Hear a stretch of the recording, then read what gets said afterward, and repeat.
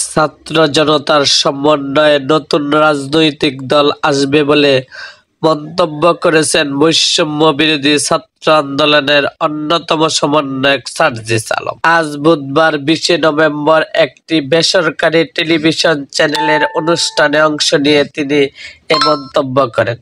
এ সময় কথা বলেন রাজনীতি, কৃষি সহ নানা বিষয় নিয়ে। সার্জিস আলম বলেন, বিচার না হওয়া পর্যন্ত আওয়ামী লীগকে কোনোভাবে রাজনীতি করতে দেওয়া হবে না।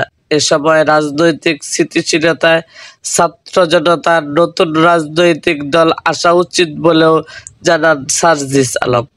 আওয়ামী লীগ ও তাদের দোসররা রাজনীতিতে আসলে দ্বিতীয় অভ্যুত্থান হবে বলে হুঁশিয়ার করে তিনি। এরকম আরও ভিডিও পেতে এবং রাজনৈতিক অঙ্গনের নানা ঘটনা ও ইতিহাস জানতে আমাদের মুক্তাগাছা ইতিহাস মিডিয়া ইউটিউব চ্যানেলটিকে সাবস্ক্রাইব করুন এবং পাশে থাকা বেল আইকনটি বাজিয়ে দিন।